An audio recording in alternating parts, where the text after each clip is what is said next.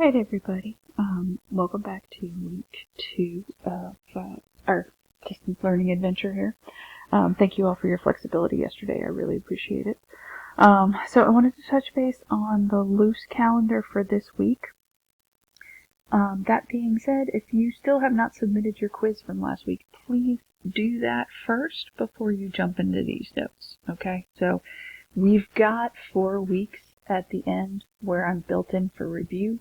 But if, due to circumstances going on right now, you have to get behind a little bit, you can use some of that time to kind of double up.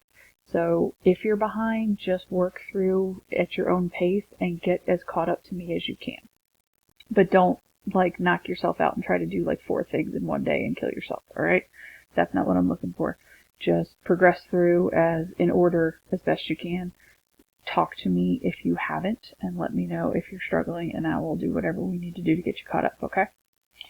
Alright, so just loosely, this is the calendar for this week. I'm going to do office hours on Tuesday and Friday. I messed up and put an extra office hours in here on Wednesday, but I'm happy to leave them if there are people that that's useful for. So y'all let me know if you would like me to keep those Wednesday office hours. I'm happy to do that. If you notice, I'm on purpose keeping the homework small. Today we're going to look at the loose beginnings of confidence intervals, loosely talk about the state plan, do and conclude, but we're not going to get super detailed with it until the second video, which will more than likely come out on Wednesday morning. If I can get it up tomorrow night for my speedsters that want to work ahead, I'll get that up for you. And then, so tonight's homework that goes with this video is short. It's 3 questions. It's talking about little chunks of the confidence interval process, not the whole thing together. But then the ones on 528 are a full confidence interval problem. And then basically we're going to do the same things with significance tests. So we're going to get into following through significance tests for means. And then on Friday, we're going to add a little bit of conversation to that about talking about the power of a test. And it's really talking about is it a good test or not. So we'll get into that a little bit. So then I'll open up the quiz. And I keep saying quiz, but I mean, they're participation grades. It's for you to check and see where you're at, but it's not going to be a mastery type situation. And I'll open that on Friday. And then in theory, I'd like it done by Monday night, so I have time to grade it. So that's kind of how I would love for this to progress. We'll see how it goes. All right, but I wanted to go ahead and show you all that before we jumped in. And also, if you haven't, got to throw that one in there. It's always time for Game of Thrones. All right, so let me go ahead and jump into this. So we're going to be talking about confidence intervals for means. We're going to do kind of one generic problem and talk through the steps and a little bit of the why behind the steps today. And then a couple quick little check questions at the end.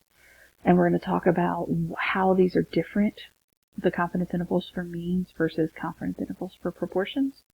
And then we'll call it, so that hopefully this won't be a super long video compared to some of the other ones. All right, so the situation we're talking about is Miss George is stuck at home and wondering what the average weight of an Oreo cookie is because she thinks her Oreos are smaller than normal. Miss G wants to pick a fight with the Oreo folks. Why? Because it's week 3 of the quarantine. That's why.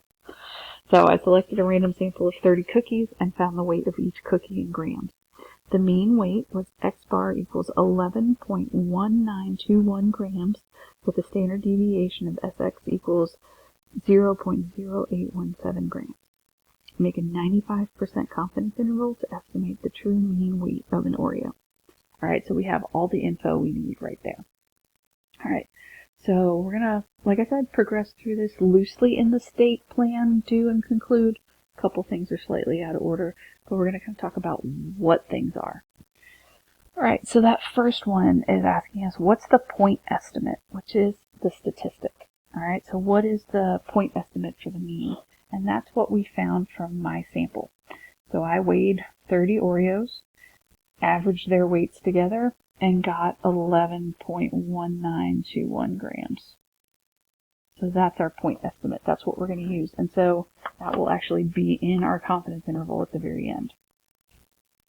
All right, so let's talk about population and sample and then parameter and statistic. So the population would be all Oreos in the world. And then the sample would be my 30 Oreos.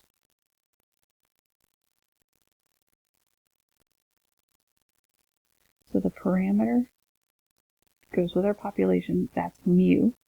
That's the true mean weight, the average weight of an Oreo. And the statistic is X bar, what I found. The 11.1921 grams.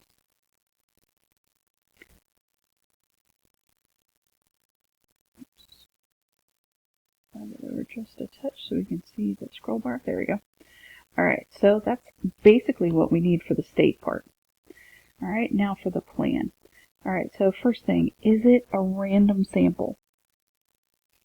So you go back up in the problem and take a look. Yep, I selected a random sample of 30 cookies. So yes. And why do we care? Because that's our first condition. It has to be random. Alright, so we're good there. Alright, so number 4, just go with me on this one for a second. It's asking for the formula for calculating standard deviation from the sampling distribution of X bar. Alright, so this is reaching back a little bit. This is coming all the way back from section 6.3. Good news is it's on your formula sheet, so you don't have to memorize it. But when we went through, we talked about sampling distributions, and we talked about for means, and we talked about sampling distributions for proportions. And the formula for standard deviation was slightly different. So the formula for standard deviation for X bar, sigma of X bar equals sigma over the square root of n. Alright, so to use that standard deviation formula, we have to meet our 10% condition. Alright, so I had 30 Oreos in my sample. There are a lot more than 300 Oreos in the world. So 30 is definitely less than 1/10 of all Oreos. So we're good.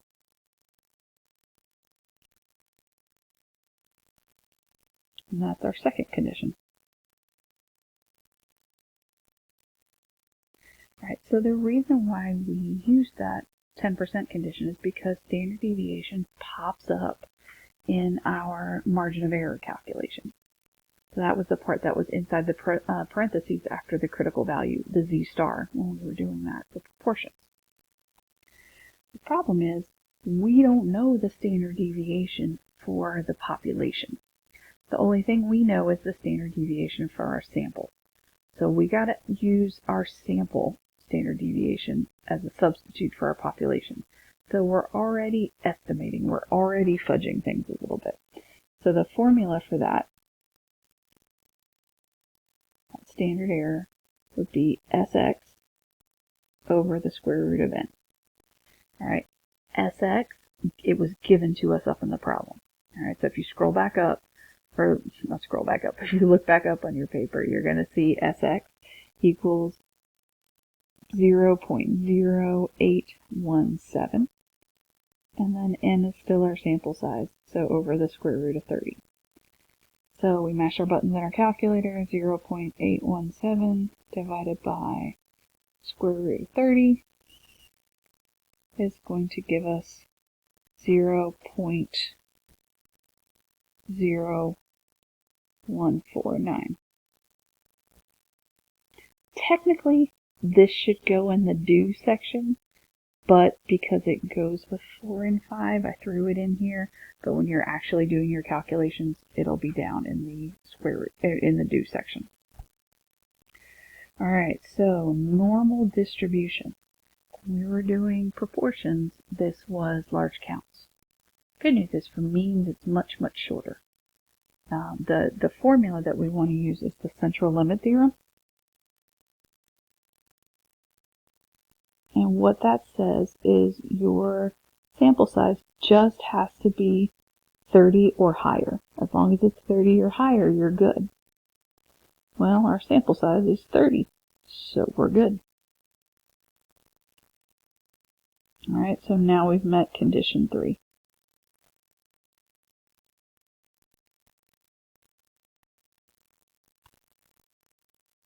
So we've met all 3 of our conditions. So we've gone through and more or less done the plan section. So now we can go ahead and move on to the calculations and the do. Put a pin in that 0.0149. We're going to come back to it. All right, so thing that's different for this one, when we're dealing with proportions, we used Z star.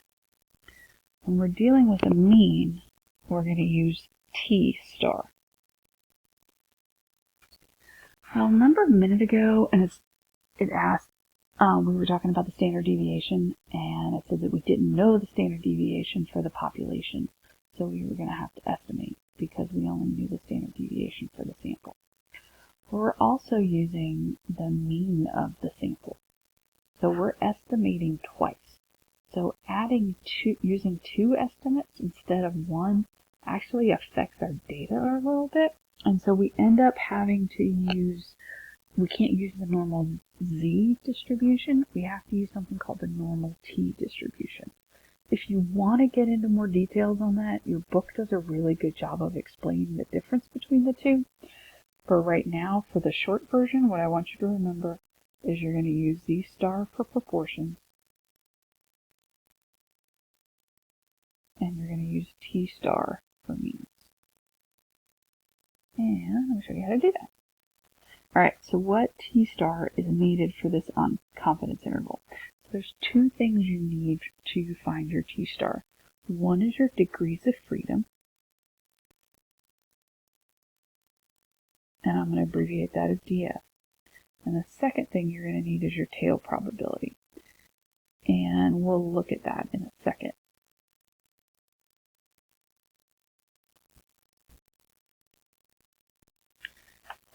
Alright, so the degrees of freedom is n minus 1. So your sample size minus 1.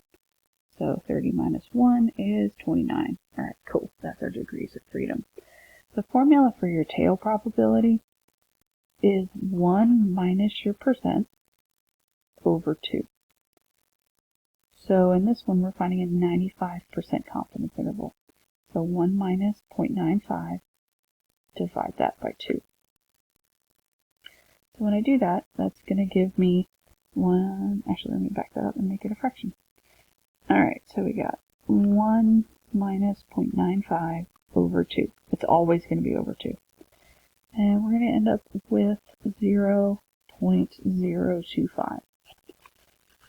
Okay, so jumping back to Canvas for a second, last week I posted,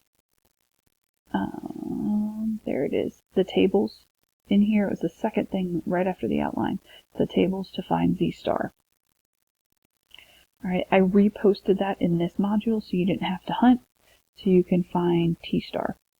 Alright, so it looks like this. Same kind of table we're used to seeing. When we go up and look at the tail probability, the picture explains why we're dividing by 2. So here we go. So what we're finding is we're finding this shaded area. So if you remember, our confidence interval is 95. So that means this whole part right here inside is 95%. So that means this part and this part together both have to equal it'd be 5%. I'm not going to mess with decimals yet. So that's 5%. We only need the one side of it.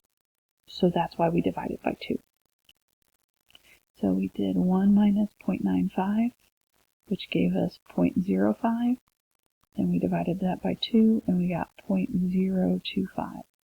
So that's our tail probability. That got a little wonky, sorry. Alright, so we're looking at this tail probability right there. Now, first we found our degrees of freedom. So our degrees of freedom was 29. So we're going to use that tail probability column in our degrees of freedom row, and then we'll go from there. Sorry. There we go.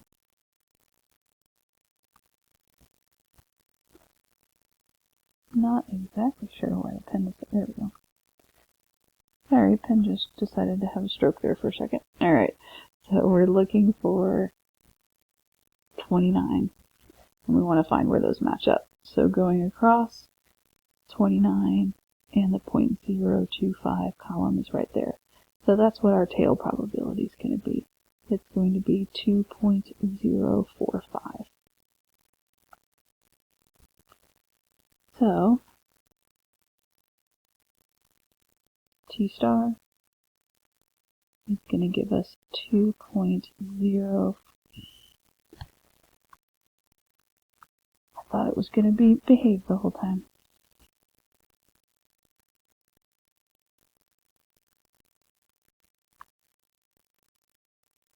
See, just like being back in the class. Can't make the thing work. Alright, so T star is 2.045. Alright, so that's what we're going to use for our margin of error. Okay, so down here, margin of error equals your critical value, which is your T star, times your standard error. Alright, so our T star is 2.045. And back up at the top for our SEX, we found that over here. It's 0.0149.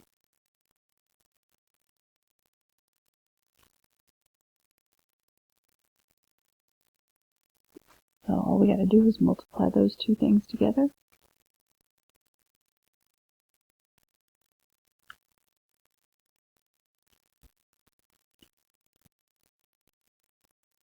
And we end up getting 0.035.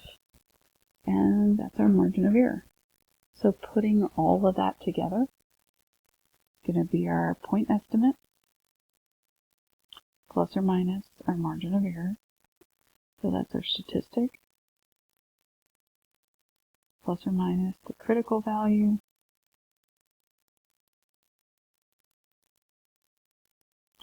times our standard error. So that's going to be 11.91921 plus or minus that 0.0305 we just found. So crunching the numbers on that,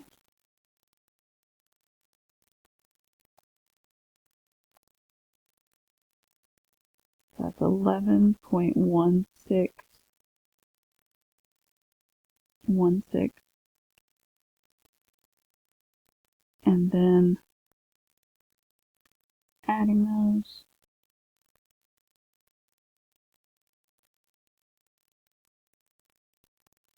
we get 11.2226. So that's our interval. Okay, so last thing is just kind of wrap that up. So we are 95% confident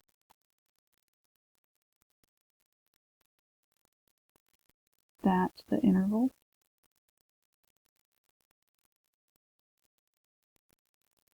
from 11.1616 to 11.2226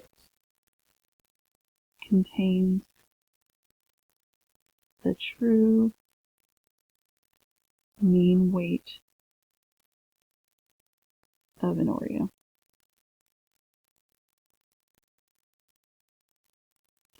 So that specific formula for number 13, they're asking for the actual, like the actual symbols.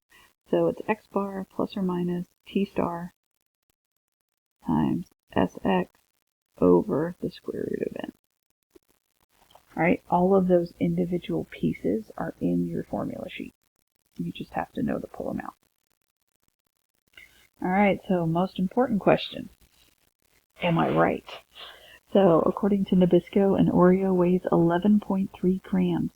Does our confidence interval provide convincing evidence that the true average weight is less than 11.3 grams? Well, our interval was 11.16 to 11.22.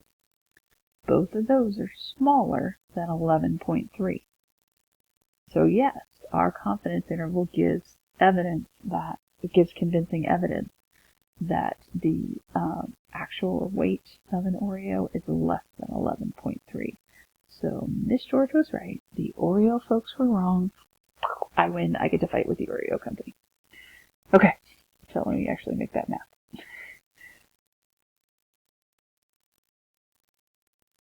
So yes, we have convincing evidence.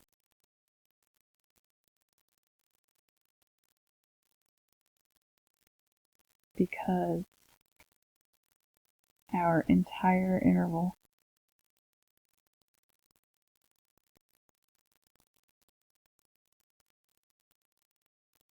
is less than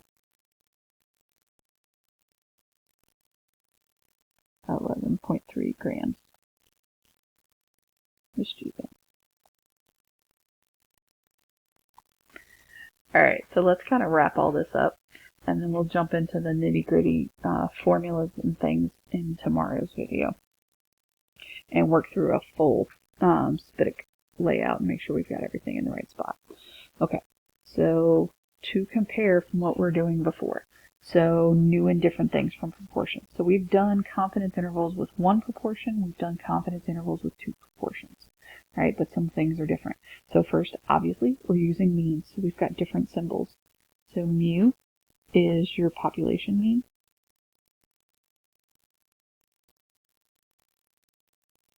And x bar is your sample mean.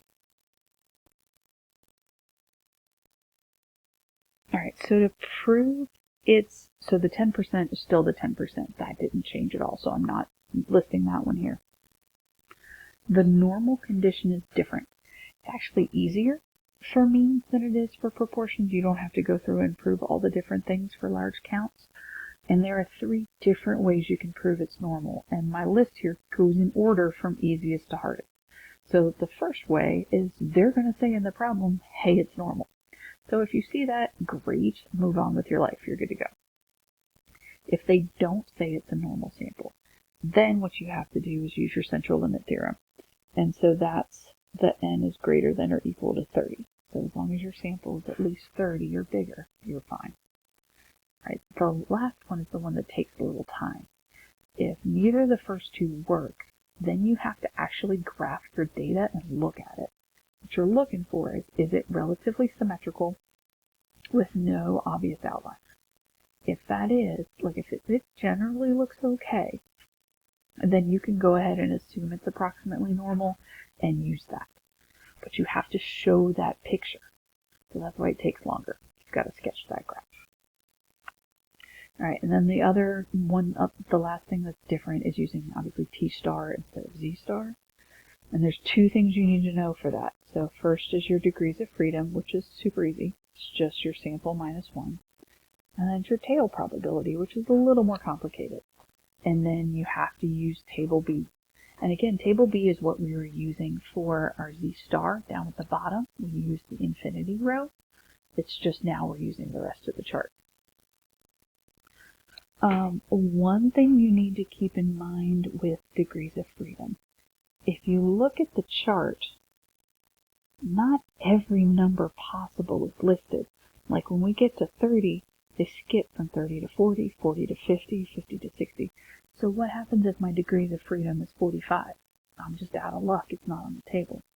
So when that happens, if your degree of freedom is not on the table, then you want to round down. So I've got, if I'm saying 45 is my degrees of freedom, I would round down to 40 and use 40 degrees of freedom. Alright, so just if it's not listed on the table, round down to the next closest thing that is listed on the table.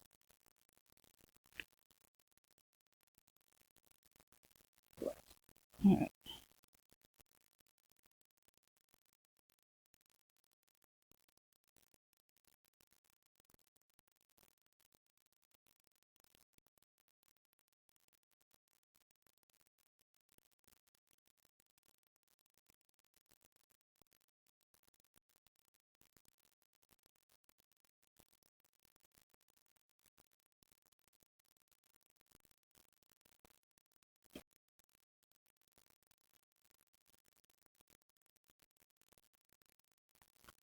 Alright, so let's try that for a little bit here. We're going to get into the technology stuff tomorrow, so just bear with me on that one. There is a way that you can shortcut it, but again, let's save that for next class, because I want to make sure you guys are good with the table before we jump into the mashing buttons on the calculator. Alright, so the two things we need to find our critical value, we need our degrees of freedom and we need our tail probability. Degrees of freedom is a little easier, it's just got less calculations. So for this one, for letter A, our degrees of freedom, we have 22 samples, so 22 minus 1 is 21. Alright, so that's our degrees of freedom. For our tail probability, we're going to do 1 minus 0.96 and divide that by 2. I'm going to be honest with you, if you're a little fuzzy with decimal places, you may just want to go ahead and do this in the calculator. Make your life a little easier. Alright, so our tail probability is going to be 0.02. So we need to use degrees of freedom of 21 and a probability of 0.02 on our table B. So jumping back over here. Alright, so tail probability was 0.02, so that's there. And our degrees of freedom was 21. So I'm just going to go across till I reach that, and I am right here. It's at 2.189.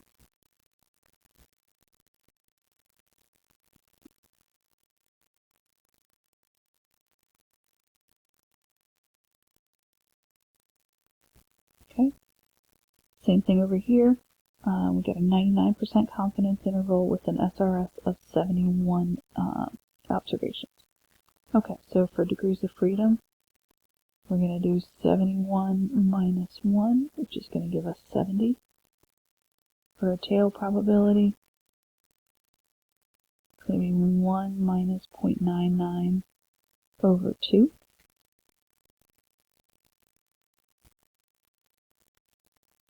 And we end up with 0.005. Alright, so let's jump back over to the table and figure out what this is going to be.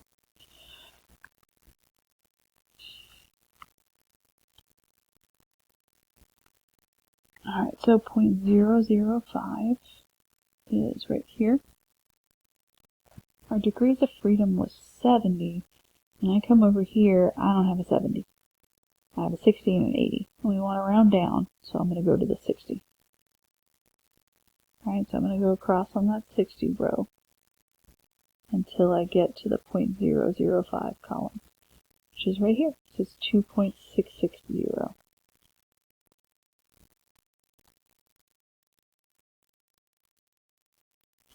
Alright, cool. So that one was just a little extra practice finding your T-star.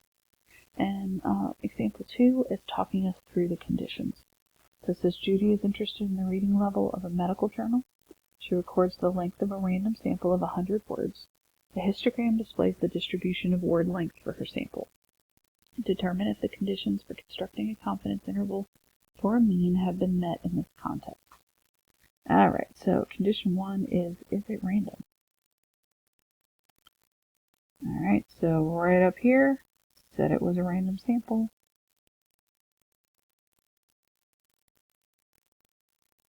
So we are good to go on that one. Alright, 10%.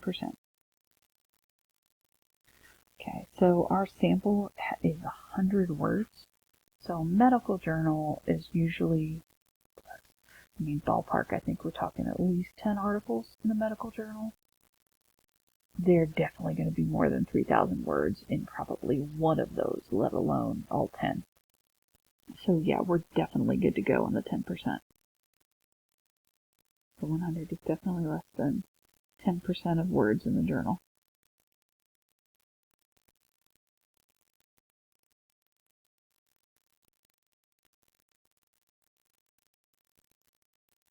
Alright, so we're good there. Alright, last ones are normal. Alright, so remember we want to check our 3 possibilities. There are 3 ways to prove that it's normal. We want to check it in order. Alright, so for the easy one first, we're going to look, do they say it's a normal distribution anywhere in the problem? So if you go back and take a look, unfortunately, no. So it's not the easy one. All right, so then next we want to do central limit theorem. So we want to look and see if our sample is bigger than, or is at least 30 or bigger than 30. So we got 100. So yeah, we're good. 100 is greater than or equal to 30. So yeah, we're good.